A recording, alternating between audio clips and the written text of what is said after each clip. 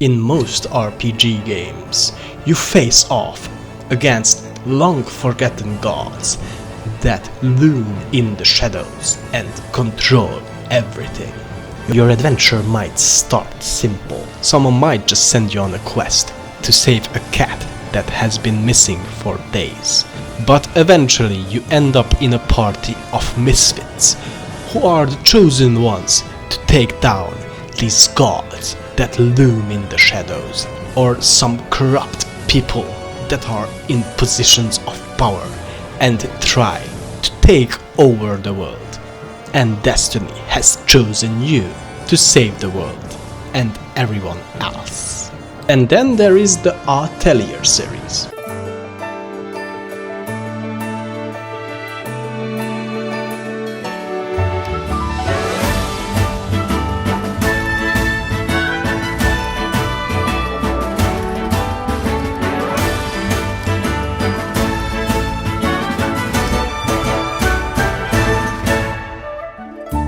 Yeah, I was not joking when I said I would platinum one RPG game of each franchise. And finally we are getting a look at the Atelier series. In these games usually you play a cutesy woodsy alchemist anime waifu whose only job is to fulfill the quests of the villagers she is living with. Yeah, there are some Atelier games that have time limits, but for the most part that's not the case. As far as I know, every that has a different protagonist has a different alchemy system, and that's the main drive of these games. You can't buy any items, any weapons or anything. You have to solve all your problems with alchemy. Yeah, there are some bosses that you face, at least in Ryza 3. Mostly you fight big scary monsters. I will put up one of them on screen that I fought at least 4 times in the game. I would say the game likes to reuse some bosses and enemies multiple times, and the combat at the very beginning felt very drawn out. But eventually I figured out how to do the combat properly, and then it was somewhat more fun. Now, as I said, the story is more slice of life. You're never in any kind of danger. You explore the world and pick up new materials that will allow you to create stronger and stronger items. The plot is also very simple. Ryza finds a key and a door that she cannot open, so she mostly travels around in 4 different regions to figure out how to access that old temple or whatever it's supposed to be. There is also another gizmo that you need to fix in Kuken Island. So these are the 2 main driving plot points that push you forward. As you progress the story forward, you need to fix more gizmos with your alchemy or create some items that the NPCs of the game think that no longer can be created, but you're able to do it with alchemy. This game only has a Japanese dub, so that might turn off some people. I didn't mind it, except when Ryza was using her stick to hit some things at the beginning. She always screams when she hits something, so that can be a little annoying. But mostly I wouldn't say it's a huge deal. In the background you should already see some of the story trophies pop. Sometimes when you progress the story you get some cool art or cute art. Regions that you get to explore are not small at all, but once you start your journey, early on you find your first landmark. These landmarks are fast travel points. They do serve another purpose too, but I will get to that later. As I said earlier, you are never in any real danger in the game. However, the game does possess something that terrifies a lot of gamers: inventory management. Yeah, you can actually fill up your inventory if you're not careful, but if you synthesize stuff regularly, that shouldn't be a big issue. That is unrelated to this trophy, because I got this for just talking to this NPC that revealed a hidden recipe on the map or a hidden item on the map that I can pick up. I got a trophy for literally completing a random quest Once you have access to your keys and revisit these landmarks, you can absorb their essence, or I'm not even sure what Ryza does here, but she creates a key. Every key that you create is different with their own unique buffs, debuffs, and they also have different rarities. You can also absorb keys from every type of enemy you encounter in the game. Once the key symbol pops up above their health bar or next to it, you are able to absorb their essence and create a key. This counts for bosses too. Obviously, once you're able to create your own keys, you're able to make these rarer keys that give you even stronger buffs and other kinds of effects. The keys are the key to victory, so you should always make them if you're able to. Of course, using these buffs from these keys are very effective in battle, but there are more things you can do in battle, as you can see. You can use an action order if you have enough points for it. For example, Ryza shoots a Kamehameha once there are enough points and deals some massive damage. Just like in every RPG game, every character has a final drive or a finishing move or overdrive or whatever you want to call it. For this trophy you do need to use the final drive of each character. If you keep using their combos in battle and the buffs from the keys, these finishing moves can be performed easily near the end of the battle. But it is recommended to fight some stronger enemies to do this. Keys can be also used to open these crates. These appear randomly on the map. Rarer key you use, the rarer item you get. But I used the normal common key here and just got lucky. And from the menu you can equip some special skills. I'm not even sure what these do, I just equip them to the characters that I use the most, so you get a trophy once you equip the first one, if you have enough points. And with that, let's jump into the game and explain the alchemy game mechanics. This should be fine, alright. As you see, some items even have some secret recipes if you fulfill the right conditions. But we are just going to pick, what can we pick here, what can we make here? Let's just pick the ice bomb. And as you can see, this is like a skill tree. So you unlock different kinds of traits or skills for this item if you make it. The main idea, as you see, is to use an item that has like 3 ice symbols, and then it fills up and you unlock more nodes. You want to use the same color. The game does give you the option to just use the best quality, but it is better, as I experienced, to use or put in the items yourself. Now what else you can do is to morph, so you can like change the main ingredient of some items that you use. And as you see, every item that you would put in here has like a special trait or whatever trait. Like this one has HP recovery, so I guess if we would use this ice bomb we would get some HP back. Let's just, I don't know, let's just use this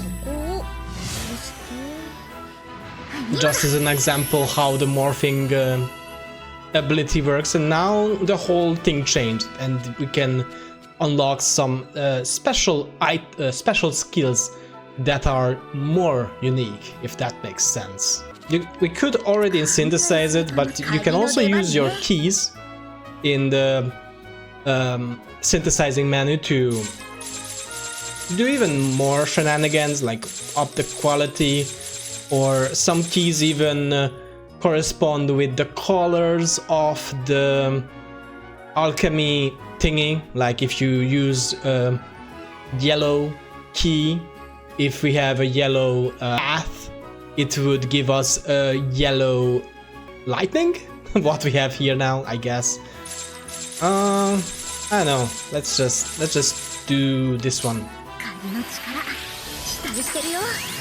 Yeah, like it gave us more yellow thingies for this item. I don't have this, so I can't make it.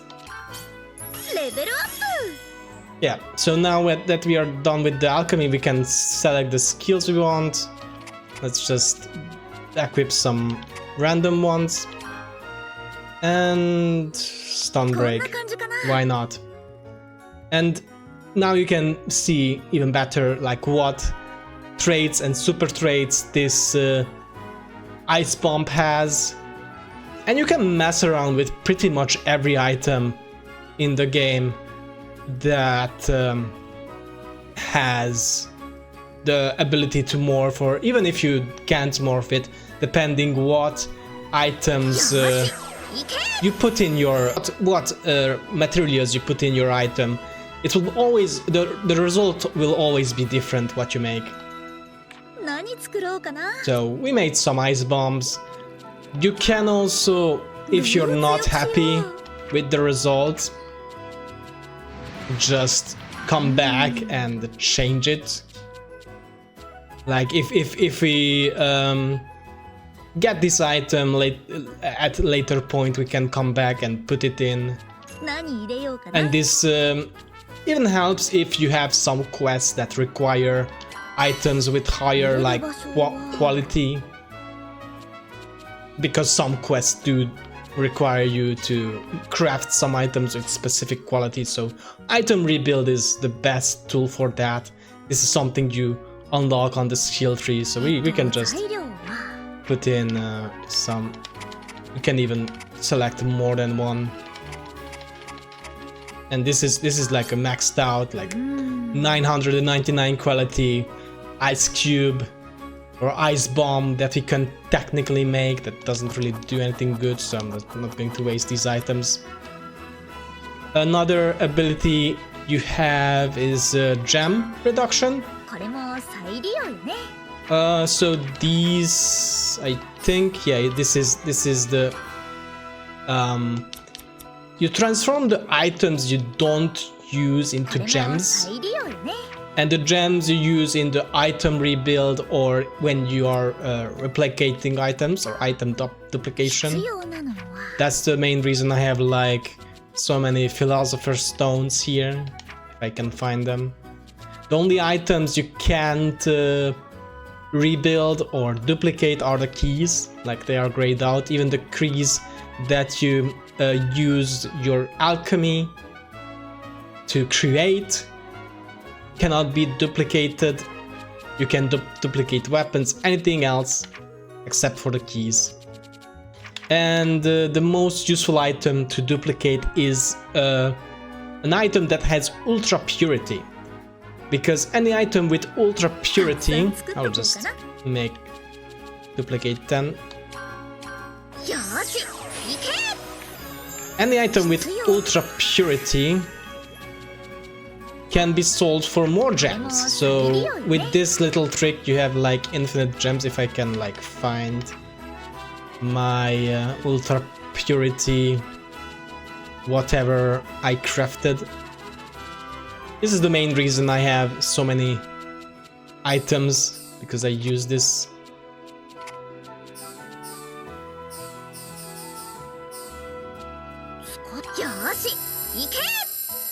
I don't think, yeah, like we got like a bunch of gems from that. You can get even more with that trick. You have pretty much infinite gems. Go out and show all the weapons. Like you can see they're all maxed out.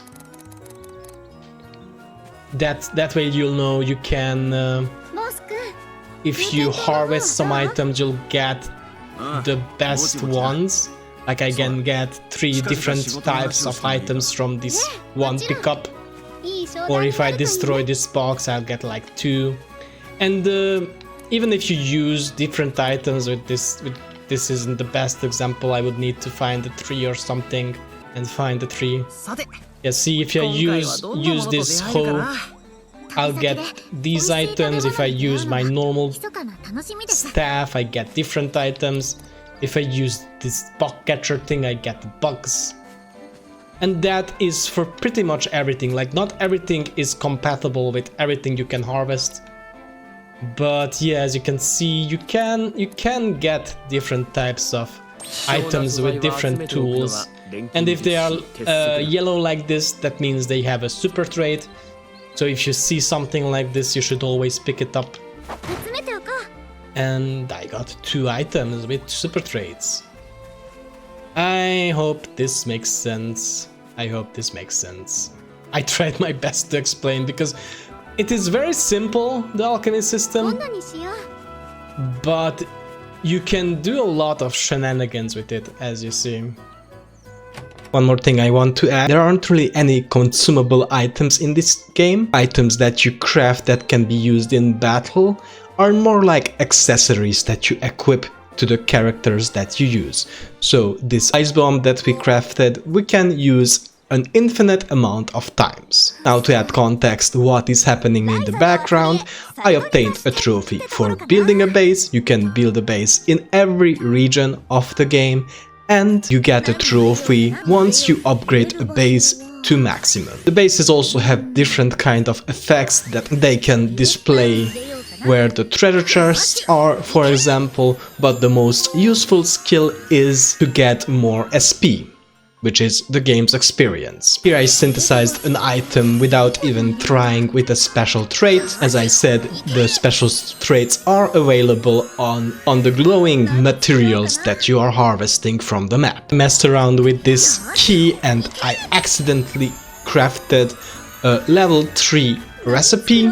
The next one involves the morphing mechanic. As I said before, you can change the base material of some items and give them different properties. This specific trophy, it is recommended to use the weapon here, the Astral Regalia, because once you change the base material and you put that effect into this weapon, you're also supposed to reach that effect on the skill tree or the alchemy tree to acquire this trophy. This is a trick you can do to max out the kill tree. You can craft any neutralizer, and in item rebuild you can feed the red neutralizers inside one neutralizer. What this does, it creates an item with a really high quality, and that will give you a lot of SP. There are a few different types of quests you can complete as you progress your journey. The world quests are mostly for world building. They are marked with a blue quest marker on the map. Mostly you need to synthesize items, but sometimes you need to fight strong monsters too. The world quests are the longest quest lines and the most fun,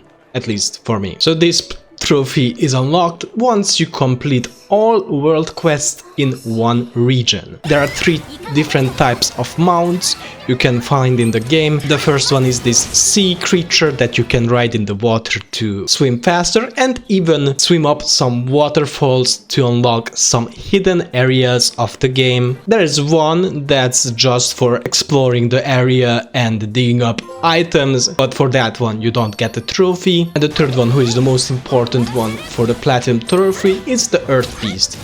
He can fire strong blasts from his mouth to destroy some stones that will be required for some quests. So once you have the tool that summons this beast, you should find that skill on that tool so you don't get confused why you can't destroy all the giant stones that block the path. You will need to complete all the world quests for this trophy, so this one is pretty self-explanatory. Every character that joins your party has a quest too. These quests are marked with a pink quest marker on the map. You progress them as you progress in the game. So you should always make your way to the area of the map that is marked pink, and slowly but surely you will unlock these. You synthesize items, you beat monsters, so the usual stuff, but in these quests you hang out with your party members and get to know them better. I would say the hardest one would be Frederica's quest line, for who you are required to synthesize items in different qualities, but with the item rebuild skill that can be achieved very easily. The game doesn't care if you replicate your items,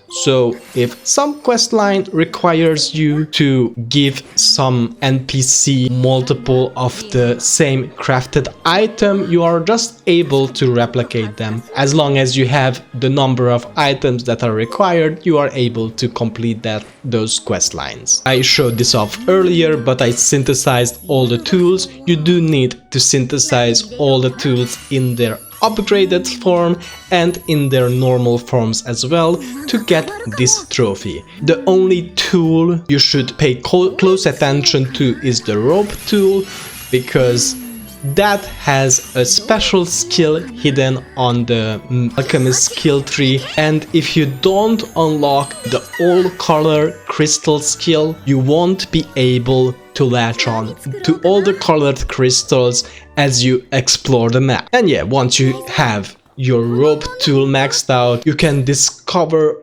all these fast travel areas on the map, and that will grant you a trophy as well. There is fishing in the game. For the fishing tool, there is a skill on its alchemy skill tree that you get bigger fish if you use this tool, and the same goes for the bug catcher tool. Eventually these slimes join you in your base. You can send them out to get some items from different regions, but you need to reach level 50 with one of these slimes. The fastest way to do this is just to feed them and go to rest, feed them, go to rest. You need to collect all the cooking recipes. Most of the cooking recipes you will receive from quests, some are hidden on the shelves, and there are some NPCs that you can talk to on the map that also give you recipes after you give them the item they are asking for. For me, the most confusing one was this that I'm doing right here. You need to find this hidden fishing spot that can be only found after you destroy a crate behind Ryza's house. I don't even know why that unlocks this. There are also memories you can collect from the map. These are some areas you can interact with. For this one, just use a guide, because some I found on my own, so I would have never imagined how to unlock. And with that, we are only left with the most confusing quest line from the game. The trophy description is very simple. You just need to make 3 different swords with the Swordmaster ability. I did have 2 these sword recipes already unlocked once I almost finished the game. So I was very confused how to unlock the 3rd one. Well, I needed to complete a quest, and for this quest I needed to create an item I didn't have the recipe for. Turns out in the game there are secret recipes hidden in those crates. So I was like, okay, I just go to the crate and use my normal key and I get the recipe. That doesn't work. I need a rare key. And I used up all my rare keys on bosses that I fought, so I didn't have any. So I had no idea how I was supposed to get a rare key so late in the game. So I looked it up, and apparently if you use the Philosopher's Stone in your rare key, you can unlock an ability that is called Rare 2 or Rare 3. So the Rare 3 ability is that what you need.